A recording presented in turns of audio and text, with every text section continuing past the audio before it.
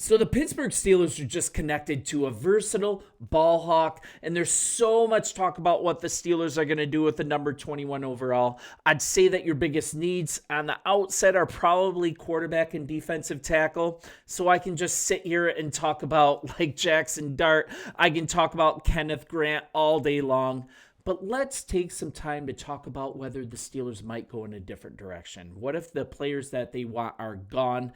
And I'm going to cover a possibility that isn't getting much play at all. And hey, we've got plenty of time before the draft, so let's have some fun with this. Let's dig in. And the player I'm talking about is Georgia safety Malachi Starks. He's going to be there at 21, and this is a player that's got the versatility and the ball skills to fill a pretty big hole in this defense. Easily the best safety in the class, and he also has the potential to play some slot corner as well. We're going to get into that. And I'm going to argue here that what the Steelers have at safety, it's really not going to cut it, because sure, you have Minkah Fitzpatrick, but him combined with Deshaun Elliott, it only earned a PFF coverage grade below 65 for the Steelers last year. That's not great. And then you're also looking at the defense also earning just a 59.2 slot PFF coverage grade. That's not great.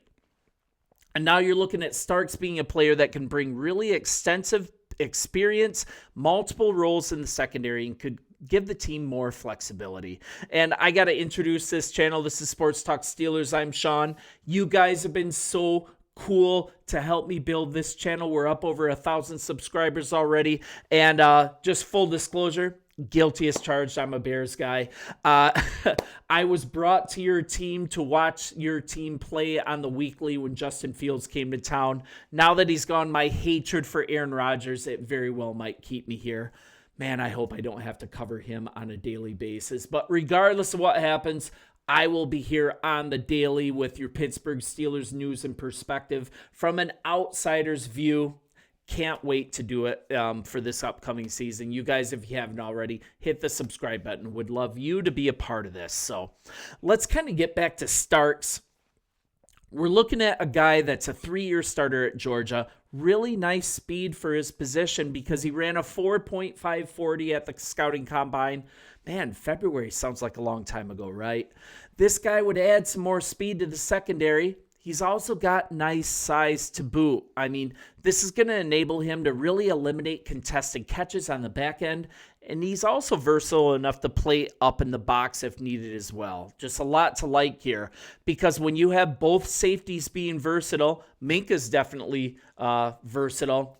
Whether the player's playing back or in the box, it really dictates coverage a lot. And if you have two safeties that are versatile, you can really surprise teams a lot more if you defense. That's more of my layman's view of this.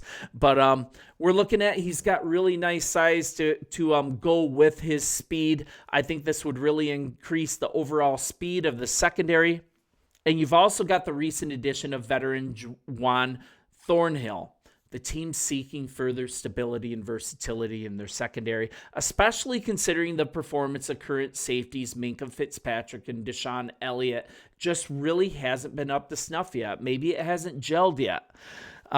He's got really impressive skills physically, but also the book on this guy, on Malachi Starks, is that he's really touted as a big-time leader on the team.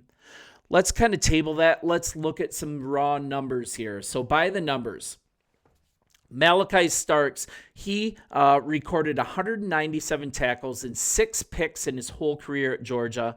But in the 2024 season alone last year, 77 tackles, 1 interception, and 4 tackles for a loss. Those are really nice numbers for a safety.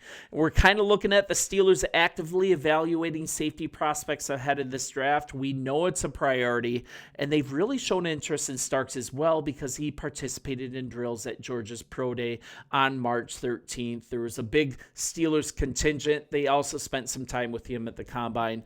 I think this player's a priority for the Steelers to check out, and he's a definite possibility at 21 overall. Now we're looking at defensive tackle, right? We're also looking at running back. We're also looking at even wide receiver. These are some of Pittsburgh's biggest needs, but they really need to add another piece to the safety room, as I've outlined. His upside, too, it's once again his versatility. So let's talk about that a little more. The guy can play in the slot, he can line up as an extra safety in the box, or the guy can roam deep as a free safety. And in recent seasons, Pittsburgh, they've largely stuck with Fitzpatrick way behind the line of scrimmage as a free safety. I mean, they've been obligated to do so. But Fitzpatrick, he does some really good things on the field. He's allowed to move around. It just makes your defensive backfield better. The guy can play deep, allow Fitzpatrick to excel in various alignments instead of just where he has been. And then in other packages, Fitzpatrick, he can stay deep. And Starks, he can play in the box or in the slot where he's shown to have the toughness necessary to do so.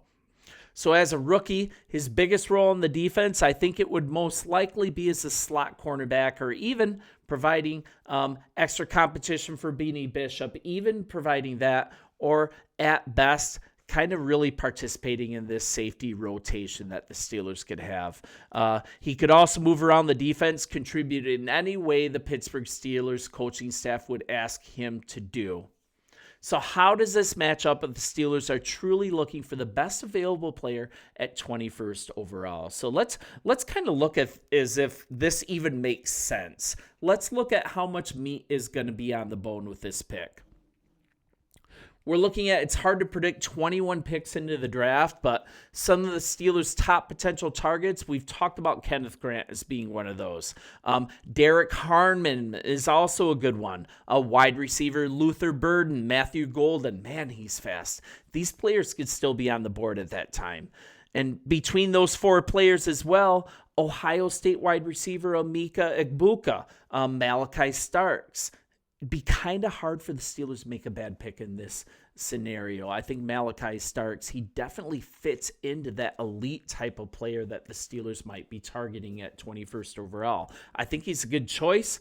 We're looking at defensive tackle and running back might being bigger needs at traditionally more valuable positions, but having a versatile safety is such a nice asset, and we've got to pair somebody of quality with Minka as well. I think you guys would be well served. You can't go completely wrong with targeting this player, but I'm not sure I see him drafted over Golden or Grant. If Grant is there, you run to the podium, you make that pick, because I think Grant's going to be a stud, and I honestly think Grant's going to be a better player than Mason Graham as a pro.